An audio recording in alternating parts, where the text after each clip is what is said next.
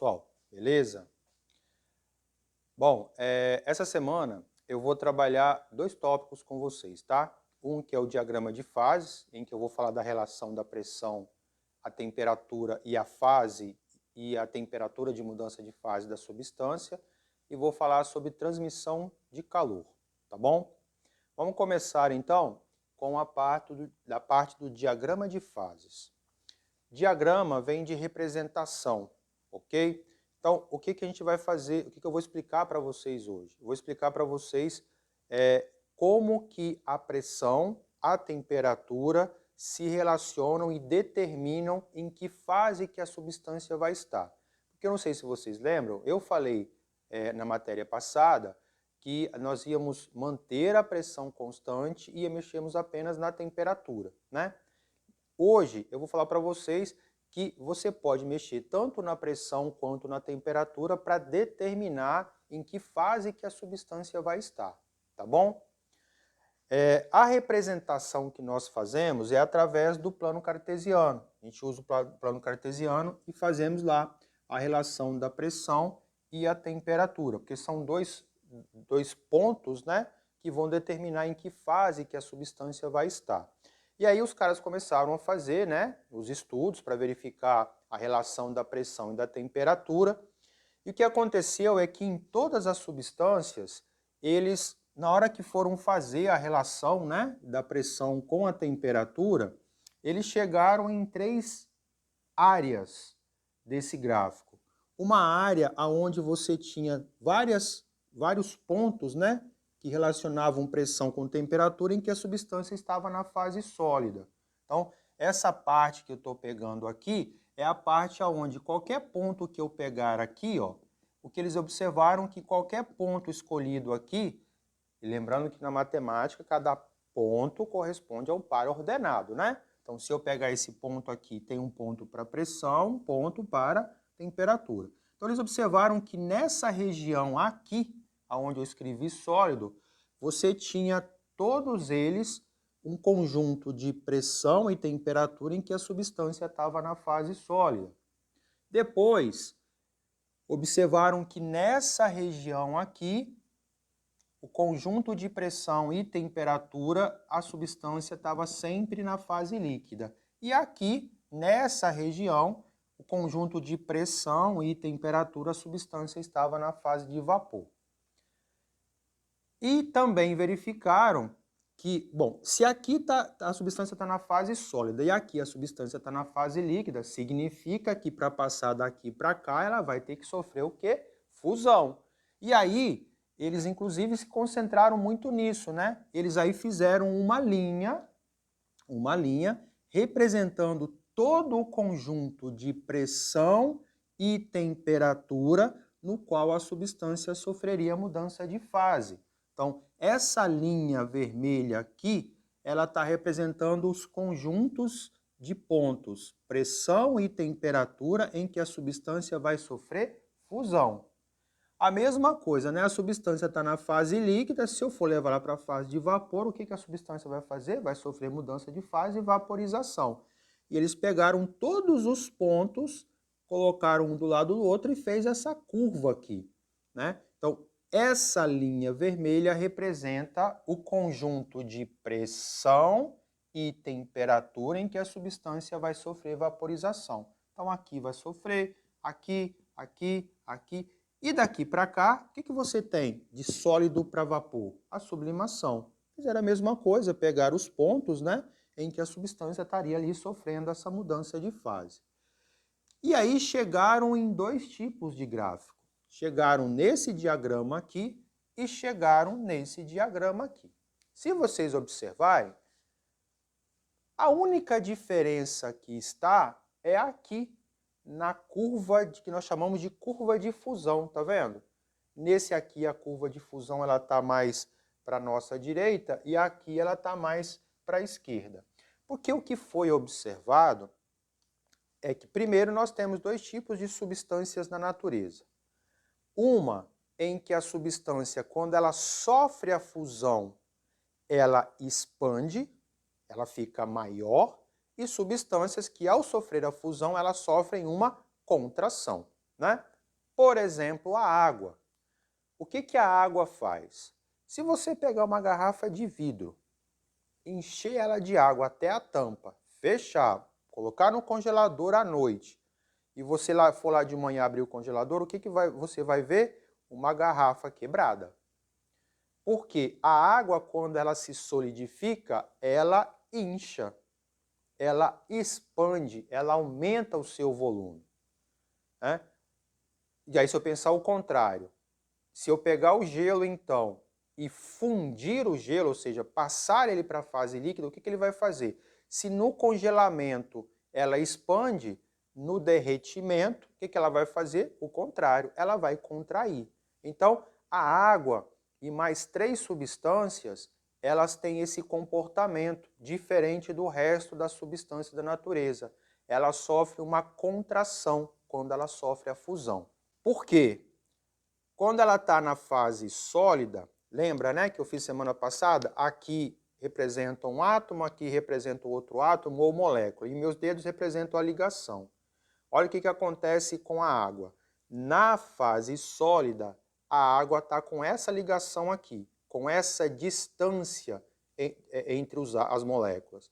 Quando o gelo derrete, ele faz isso, ele se aproxima. E aí, ao contrário do restante das substâncias. Restante porque, assim, é praticamente 99,9% das substâncias é assim. Na fase sólida está desse jeito, na fase líquida está assim. Então, esses materiais, eles expandem quando derrete. A água, o bismuto, são pouquíssimas substâncias, elas fazem assim. Quando eles derretem, ao invés deles separarem as moléculas se aproximam. Então, você tem 2 tipos de substâncias na natureza. Aquelas que sofrem contração quando sofrem a fusão. E nesse caso aqui, a gente vai tratar praticamente da água. A gente acaba falando que esse gráfico aqui é o gráfico da água, tá? Porque a água ela sofre essa contração quando acontece a fusão. Então, você tem aqui o gráfico da água e você tem aqui o gráfico para o restante das substâncias, em que eles expandem na fusão. E o que foi observado, né, que na fusão, nesse tipo de substância aqui, no caso da água, que a curva de fusão ela estava mais virada para a direita, enquanto que para o restante estava mais virado para a esquerda, tá bom? Bom, então eu tenho as duas representações. A primeira coisa que você precisa saber é que você tem essa curva aqui, que é chamada de curva de fusão, essa curva chamada curva de vaporização, essa curva chamada de curva de sublimação, tanto aqui quanto lá, tá? Que se eu escolher um ponto aqui, significa que eu estou escolhendo um ponto sobre a curva de vaporização. Nesse ponto aqui, eu vou ter água, porque esse gráfico aqui representa a água, eu vou ter água na fase líquida e água na fase de vapor. Se eu escolher esse ponto aqui, sobre a curva de fusão, eu vou ter água na fase sólida, ou seja, gelo, e água na fase líquida. Então, se eu escolher esse ponto aqui, ou esse, ou esse, ou esse aqui, eu vou encontrar ali, eu vou ter ali água e gelo ao mesmo tempo. Se eu escolher aqui, ou aqui, ou aqui, qualquer ponto que eu escolher aqui, eu vou ter gelo e vapor de água ao mesmo tempo. Mas como assim, Emerson? Como assim? Hein? Eu tenho gelo a menos 20 graus Celsius, né? Aí eu começo a esquentar, eu começo a fornecer calor para esse gelo. O que acontece mesmo? O gelo começa a esquentar e ele vai para gelo a 0 graus Celsius. Não é isso? Se eu continuar fornecendo calor, ele começa a fazer o quê? Mudar de fase, começa a virar água a 0 graus Celsius. Significa que nesse ponto aqui, eu tenho gelo e água ao mesmo tempo. Pronto, é a mesma coisa aqui. Se eu escolher esse ponto aqui, ora, é isso aqui que eu estou escolhendo. Eu vou ter gelo e água ao mesmo tempo. Água e vapor de água ao mesmo tempo. Gelo e vapor de gelo ao mesmo tempo. Emerson, gelo e vapor ao mesmo tempo? Sim, é possível você ter gelo. É possível você ter gelo a menos 5 graus Celsius e ter vapor a menos 5 graus Celsius, porque quem determina o estado, a fase na qual a substância vai estar, não é só a temperatura, é a pressão. Então, se eu tiver uma determinada pressão aqui, eu consigo ter gelo e vapor de gelo à mesma temperatura. Eu consigo ter gelo a menos 5 e consigo ter vapor de água a menos 5.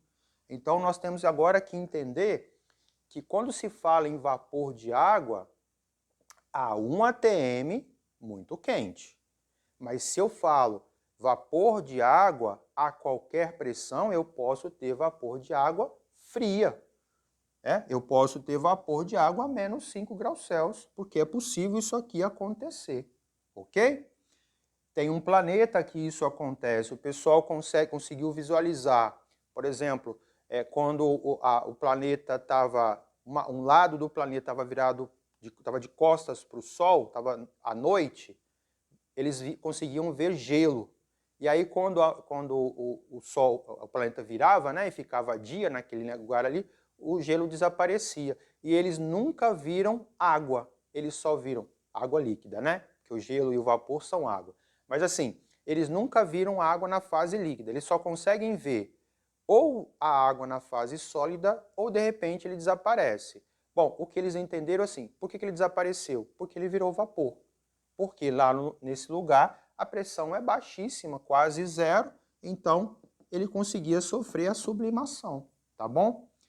Bom, então a gente tem esses dois tipos de gráfico e o que eu vou fazer com vocês agora é ensinar a vocês a fazer a leitura desse gráfico no nosso dia a dia. Ah, eu esqueci de falar, né? Aqui eu tenho sólido, tenho gelo e água, aqui eu tenho água e vapor, aqui eu tenho gelo e vapor, e aqui, hein? Aqui é a junção das três curvas. Significa que ali eu vou ter o quê? Gelo, água e vapor de água ao mesmo tempo.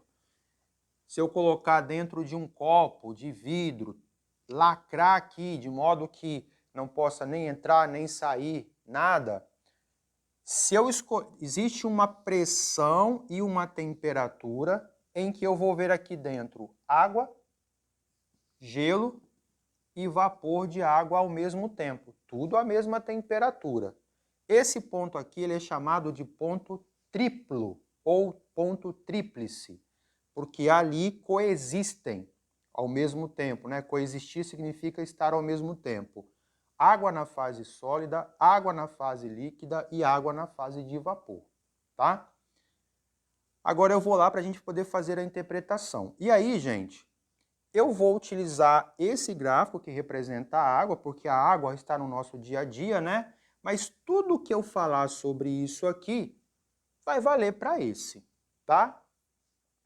Porque a única diferença está na curva de fusão, o resto, o raciocínio é o mesmo, tá bom? Então eu vou usar a água como exemplo, mas vai valer para aquele lá também, senão a aula fica muito extensa. Se eu for falar dos dois, então eu uso um, o que eu falar para aqui vale para o outro, beleza? Bom, vamos lá então para nossa, como que eu preciso entender esse gráfico, como que eu tenho que fazer a leitura desse diagrama. Olha só, para a pressão de 1 atm, para a pressão de 1 atm, o que eu tenho para a água? Eu tenho que a temperatura de fusão é 0 graus Celsius e a temperatura de ebulição é 100 graus Celsius, ok? O que vai acontecer se eu vier nessa pressão e reduzir essa pressão? Vamos passar uma linha aqui horizontal, de verde. Vamos supor que eu pegue essa pressão e reduza ela para 0,8 atm. Olha o que acontece. Você vem aqui na curva de fusão. Ó, tocou esse ponto na curva de fusão, tocou nesse ponto na curva de vaporização. Olha para baixo. Olha para baixo. O que você está vendo aqui? Você está vendo que quando se reduziu a pressão, olha o que aconteceu com a temperatura de fusão. Ela não é mais zero, ela fez o quê? Ela aumentou. Então, ao se reduzir a pressão, a temperatura de fusão ela aumenta. Ao invés do gelo derreter a 0, ele vai derreter, por exemplo, a 4 graus Celsius. E a água? A água, ela vai ferver abaixo de 100 graus Celsius, porque ó, esse ponto aqui está colocando antes do 100. Então, por exemplo, uns 80 graus Celsius. Então, quando eu faço a redução da pressão, eu coloco no gráfico, na hora que eu abaixo a pressão, o que eu observo é que há um aumento na temperatura de fusão e uma redução na temperatura de ebulição da água. E se eu aumentar a pressão? Se eu aumentar a pressão, vamos supor que eu leve a pressão para 1,8 atm. Passo uma linha horizontal aqui. Olha o que vai acontecer aumentando a pressão. Vamos olhar aqui para baixo, né? E vamos olhar aqui para baixo, ó. Peguei o ponto em cima da curva de vaporização, vou levar lá para baixo, ó. O que aconteceu? Eu peguei um ponto que está igual a 0? Não. Eu peguei um ponto que está maior do que 0? Não. Porque se aqui é 0 e aqui é 100, significa que está crescendo, né? Para a esquerda está crescendo, para a direita vai estar diminuindo, correto? Então, eu vim para a esquerda, para a direita, desculpa, eu vim para a direita, então aqui está uma temperatura o quê? Menor do que 0. Eu estou a uma temperatura, por exemplo, de menos 4 graus Celsius. E lá do outro lado, a 1,8 atm, o que aconteceu com a temperatura de ebulição? Ficou o quê? Maior do que 100. Por exemplo, ficou em 150 graus Celsius. Então, um aumento de pressão faz com que a temperatura de fusão diminua e faz com que a temperatura de ebulição aumente. É essa leitura que você faz do gráfico, tá? Se aumentar a pressão, é só você fazer uma linha tracejada, você sabe o que vai acontecer com a temperatura, né? Exemplos de aplicações da questão do aumento e da redução de pressão. Do aumento de pressão, né? O aumento de pressão é o seguinte, isso aqui, ó, é a exemplificação de como funciona a panela de pressão. Por que a panela de pressão, por que a gente usa a panela de pressão? Mas para cozinhar feijão. Mas por que eu uso a panela de pressão para cozinhar o feijão? Por que eu não uso uma panela normal? Porque o feijão, o tempo de cozimento do feijão a 100 graus Celsius, ele é muito longo. Você gastaria ali talvez umas 3 a 4 horas para fazer o cozimento do feijão. Se você colocar numa panela comum, numa panela que esteja aberta, que esteja a 1 atm, a água vai ferver a 100 e aí o feijão vai demorar umas 3 ou 4 horas para cozinhar. E aí, para você reduzir esse tempo de cozimento, o que você faz? Você aumenta a temperatura. Porque sim, o que determina o tempo de cozimento de um alimento é a temperatura que ele está submetido. No caso do feijão, quanto maior for a temperatura, menor seria o tempo de cozimento. Então, qual foi a ideia dos caras? Vamos fazer uma panela. Vamos fazer uma panela em que eu consiga colocar aqui uma tampa em que ela não deixe o vapor de água sair. Que ela não deixe o vapor de água sair, porque se ela não deixar o vapor de água sair, o que acontece, gente? Olha, você coloca lá a água ali dentro, coloca a tampa, tá faltando alguma coisa aqui, eu vou colocar depois, tá? Você coloca uma tampa ali, de modo que o vapor não saia, aí a hora que a água, você colocar a água para esquentar, na hora que ela chegar em 100 graus Celsius, ela começa a virar vapor. Porque está a 1 atm ainda. Ela começa a virar vapor. Aí começa a ferver, começa a criar vapor, o vapor começa a ficar aqui. E o que acontece? Você começa, essa quantidade de vapor que vai sendo liberada aqui, ela faz com que a pressão aqui dentro aumente. Aí a pressão aumentando, o que acontece com a temperatura de ebulição? Ela aumenta. Então a pressão vem para cá, ó. A pressão vem para cá E aí, a 100 graus Celsius, olha o que acontece a 100 graus Celsius se eu aumento a pressão. Se eu aumento a pressão a 100 graus Celsius, a água está na fase líquida, então ela para de ferver. Ela para de ferver e começa a aumentar, até chegar lá a 120, por exemplo. Aí ela volta a produzir vapor, aumenta a pressão, ela para de ferver novamente, e aí volta a esquentar, e isso vai acontecendo até que a água chegue aqui a uns 130 graus Celsius, por exemplo. Por que chega até 130? Porque essa pressão ela não pode ir aumentando infinitamente. Se eu fizer a panela do jeito que eu fiz aqui, totalmente lacrada, essa panela vai virar uma bomba, vai chegar uma hora que ela vai explodir, que ela não vai aguentar tanta pressão. E aí os engenheiros tiveram a ideia, vamos botar aqui uma válvula de escape.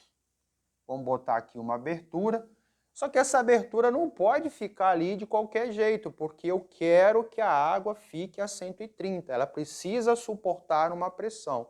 Simples de resolver, vamos botar aqui, vamos colocar aqui um corpo aqui em cima com um certo peso que vai suportar a força que a pressão vai estar fazendo até um certo valor. Então eles determinaram, calcularam lá qual seria a massa desse negócio aqui em cima, né? De modo que, quando a pressão atingisse um valor X determinado por eles, o vapor que estava tentando sair aqui conseguiria empurrar essa tampinha para cima, conseguiria sair, a pressão aqui se manteria constante e aí a panela não iria explodir, porque se ali está totalmente lacrado, ela iria explodir. Então, aquela válvula que fica ali em cima, qual é a função dela? É fazer com que a quantidade de vapor aqui dentro se mantenha constante e a pressão então também vai se manter constante e a panela não exploda. Porque se você não fizer, a panela pode explodir. E quando uma panela de pressão explode, gente, é um estrago muito grande, porque essa tampa ela sai em altíssima velocidade, né? É uma força muito grande aqui para cima, e a terceira lei de Newton ela diz que a toda ação corresponde a uma reação. Eu já vi fogão, depois que aconteceu a panela explodir, o fogão ele amassa todo aqui, ele afunda, você tem que jogar fora. Eu vi isso numa escola, estava dando aula aqui assim, o quadro estava virado aqui estava a porta e a cantina ficava lá na frente. Eu estou bem explicando aqui, de repente eu ouvi um barulho, a hora que eu olhei, aquele monte de fumaça saindo, na verdade era vapor, né? Era uma panela de pressão que tinha explodido lá na escola. E depois que passou tudo, que foi socorrer a cozinheira, né? Porque ela sofreu várias queimaduras, eu fui lá para ver o fogão. O fogão ele afundou, teve que jogar fora, tem que comprar outro, porque a panela ela vai com uma força muito grande para baixo. Lembra lá quando a gente estudou impulso e quantidade de movimento? Quando você tem o corpo aqui, você dispara a arma, tem um recuo, né? A mesma coisa vai acontecer aqui. A tampa vai e a panela vai aqui para baixo. Então, quando uma panela explode, é muito perigoso, né? A panela de pressão é muito perigosa. Mas então, uma aplicação do aumento de pressão está ali no cozimento do feijão. Um aumento de pressão com uma redução da temperatura de fusão está naquele esporte de patinação do gelo. Por que as botas da patinação do gelo são como são? Por que elas têm esse formato? Parece uma lâmina ali, né? Uma faca ali embaixo, né? Tem mais ou menos uns 2 milímetros a parte que fica no gelo, tá? É mais ou menos isso aqui assim, ó. Tá? Uns 2 milímetros ali. Por quê? Por que é dessa forma? Porque o objetivo ali é fazer com que o atrito do pé da pessoa com o gelo seja o mínimo possível, praticamente nula, para que eles possam deslizar por mais tempo, né? Porque todo corpo em movimento tende a se manter em movimento, se a força resultante sobre ele for zero. Então, por que se eu vier correndo e parar de uma vez, por que eu vou até um certo ponto escorregando e paro? Porque tem atrito, né? A gente viu isso lá em Leis de Newton. Por ali isso não vai acontecer. Se eu vim de algum lugar, né, com o patins correndo, na hora que eu parar o pé, eu vou continuar, porque lá não vai ter atrito. Todo o corpo em movimento vai tender a se manter em movimento e o objetivo é exatamente esse. Mas como que isso aqui vai ajudar a reduzir o atrito? Bom, a pista de gelo, ela está ali mais ou menos a uns menos 10 graus Celsius. O gelo por si só já tem um atrito pequeno, né? Mas para diminuir mais ainda esse atrito, o que que os caras pensaram? Se aqui tiver água, se embaixo dessa lâmina tiver uma pocinha de água, vai deslizar mais ainda, o atrito vai ser menor ainda. Tá? Então você imagina que está aqui, tá a lâmina, tá? A lâmina está aqui. Se eu tiver uma pocinha de água aqui embaixo, essa lâmina vai deslizar mais ainda. O que que os caras pensaram? Ora, eu precisaria fazer com que a temperatura de fusão do gelo fosse de 0 para menos 10 graus Celsius. Porque se chegar a menos 10 graus Celsius, se eu conseguir fazer isso, o gelo vai derreter ali. O que que os caras pensaram?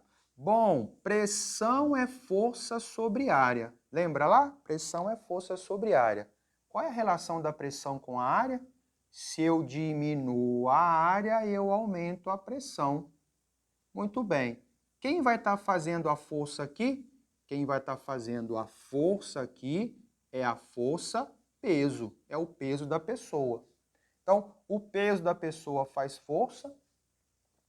Você vai ter uma área muito pequenininha, consequentemente que você vai ter ali um aumento de pressão. Então, essa parte da lâmina vai estar fazendo uma pressão muito grande no gelo ali. E o que vai acontecer com o gelo? Ele vai derreter, vai virar água a menos 10 graus Celsius. E aí, ela vai conseguir deslizar ali, com um detalhe, tá? Ela está aqui, essa parte aqui derreteu. Aí o patins faz isso, vai derreter aqui. E aqui atrás volta a se congelar, porque como ela saiu de cima, ela volta com a pressão de 1 atm. E aí essa parte aqui, onde estava derretido, veio para cá, diminuiu a pressão voltou para 1 atm e volta a se solidificar, derrete aqui. Vai para lá, derrete aqui, solidifica aqui. Ou seja, à medida que a pessoa vai passando ali, vai acontecendo assim. Derrete aqui, vai para frente, solidifica. Derrete aqui. Solidifica, aí derrete na frente. Então, você vai derretendo sempre no lugar que você vai passando. E para trás, volta a se solidificar. Tanto é que se você for numa pista de patinação, dessa aqui, você não vai ver um monte de risco no gelo. Porque você vai passando e ele vai automaticamente se congelando novamente. Então a pista fica normal, tá bom? Então uma aplicação aí, com aumento de pressão você faz a redução, é esse. Eu vou dar um outro mais perto de vocês, né? Porque a gente não tem uma pista de patinação em Nova Venécia ou qualquer outro lugar aqui perto. Vai lá na sua geladeira, pega 2 cubos de gelo, pega 2 cubinhos de gelo, coloca um em contato com o outro, um encostado no outro e aperta. Pode fazer assim, pode pegar com as 2 mãos, coloca um cubo aqui, outro aqui, começa a apertar um no outro, conta até 10 e depois solta. Primeiro que você vai ver que ele vai grudar na sua mão e vai grudar um no outro. Por que ele vai grudar na sua mão? Por que ele gruda na sua mão? Porque na hora que você apertar, você vai aumentar a pressão. Na hora que você aumenta a pressão, o que acontece com a temperatura de fusão? Ela diminui. O gelo da geladeira está mais ou menos a menos 4 graus Celsius. Você vai lá e aperta. Na hora que você aperta, aonde você está em contato com o gelo, você aumentou a pressão, o gelo vai derreter, você vai ter ali água a menos 4 graus Celsius. Na hora que você for tirar a sua mão, aquela parte do gelo que derreteu, ela se congela instantaneamente. E aí vai congelar na sua mão. Mas não vai ser só na sua mão. Os 2 cubinhos de gelo vai ficar grudado no outro. Pelo mesmo motivo, né? Vamos fazer aqui. Ó, você tem lá 2 cubinhos de gelo, aí você vem aqui e faz isso, aperta. Na hora que você apertar, você está fazendo com que eles sofram pressão aqui. Aí nessa parte entre eles, derrete. Na hora que você for aliviar a sua mão para soltar, a pressão aqui volta um atm, ela volta a se solidificar e gruda um no outro. E provavelmente vai ficar grudado na sua mão. Assim talvez não, mas a hora que você fizer assim, ele vai ficar grudado na sua mão, porque a nossa pele ela é cheia de poros, né? E aí a água vai entrar ali e vai ficar grudado. Eu lembro de um caso de um menino, quem contou foi um colega meu, professor de biologia. Menino dos seus ali, acho que 11, 12 anos, resolveu ir lamber o congelador da geladeira, meteu o linguão no congelador da geladeira. Na hora que ele botou a língua, além da temperatura, né, a gente está a 37 graus Celsius, ele botou a língua, aí apertou para poder lamber. Na hora que ele bateu lá no congelador, que ele apertou a língua e foi fazer isso aqui, a língua não andou. Além da língua não andar, ela ficou grudada. Ele grudou a língua ali. E aí foi um custo para tirar. Porque você aumenta, presta bem atenção, você está com gelo aqui, você vem com a língua, aperta, aí você derrete. A nossa língua é muito mais porosa do que a nossa pele, né? E aí aquela água ali entrou toda entre os poros da língua, na hora que ele foi tentar tirar, ela se solidificou na hora. Ela se solidificou e a língua ficou grudada lá. E aí tiveram que fazer alguma coisa para poder tirar o menino, né? Mas o aumento de pressão causaria essa redução e aí você tem várias aplicações, tá? Ninguém vai querer tentar fazer o teste, tá? Para ver se a língua gruda no congelador, não. Pelo amor de Deus. Mas, bom, é essa leitura que a gente faz do gráfico, tá? Você vai ter o gráfico aqui. Na hora que você aumentar ou reduzir, você vê o que acontece com a temperatura, tá bom? E aí, alguém talvez já se perguntou, por que o Emerson fez aquela linha tracejada preta ali desde o início? Fez nos dois, fez ali também? Então, lembra que eu falei que nesse ano nós íamos ver 4 fases? A fase sólida, a fase líquida, a fase de vapor e a fase gasosa. Pois bem, ela está aqui. Ela está exatamente depois dessa linha preta tracejada. Então, olha só, você tem aqui a fase sólida, a fase líquida, a fase de vapor, e depois dessa linha tracejada você tem a fase gasosa, tá? E o que ela tem de diferente do vapor? Olha só, gente, a 1 atm, a 1 atm. A 1 atm, água a 120 graus Celsius. A 1 atm, água a 120 graus Celsius, está em qual fase? Aqui é a temperatura de fusão, né? 120 então está para cá. Então, olha só. A 1 atm, a 120 graus Celsius, a água está na fase de vapor. Na matéria passada, se eu perguntasse para você assim, eu quero que você faça essa porção de água, de vapor, volte a ser líquido. Qual seria a resposta que você me daria? Professor, reduz a temperatura. Reduz a temperatura que ele entra na fase líquida, certo? Sim, é uma coisa, é uma opção. Agora só que você tem uma outra opção. Você pode pegar esse ponto e ao invés de você pegar esse ponto reduzindo a temperatura, você pode manter a temperatura constante. Mas aí você agora pode levar esse ponto aqui para cima, aumentando a pressão. Então você aumenta a pressão e traz esse ponto aqui para cima. Ó. Então você vai ter uma outra pressão, tá vendo? Vamos colocar lá 1,2 atm. Você aumenta a pressão de 1 para 1,2, mantém a temperatura constante e você vai ter água na fase líquida. Nós chamamos isso aqui de liquefação. Ó, fusão, fusão, solidificação. Vaporização, condensação. Sublimação, sublimação.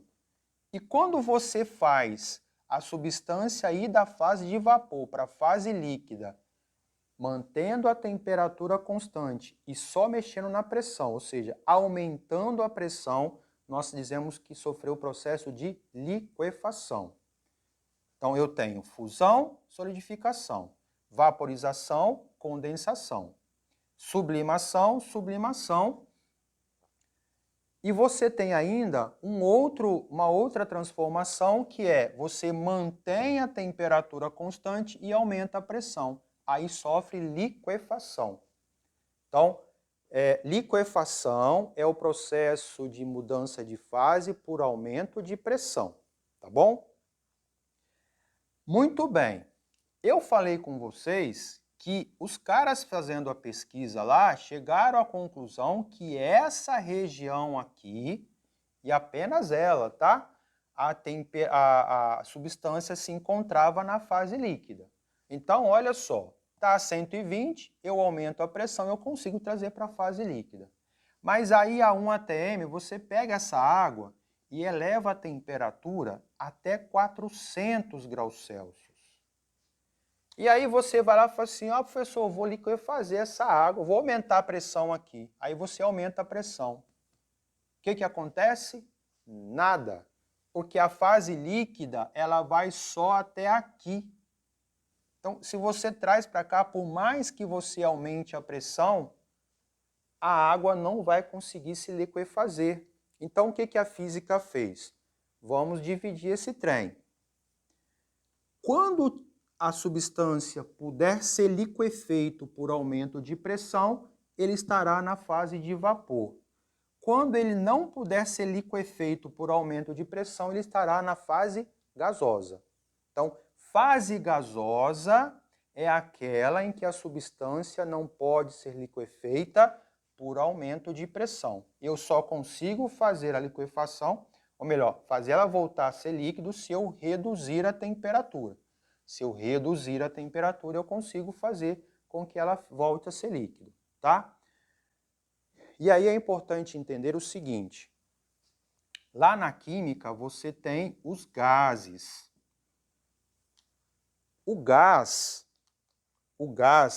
definido na química é devido a umas características que a substância vai ter, tá?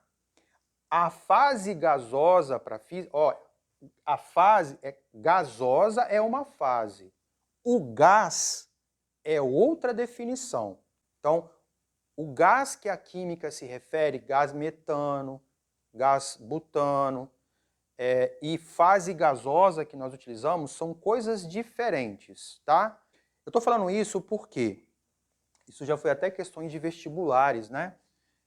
Que o pessoal falava assim, a física e a química não entram em acordo, porque quando você pega lá o botijão de gás, na química fala que você tem gás liquefeito de petróleo.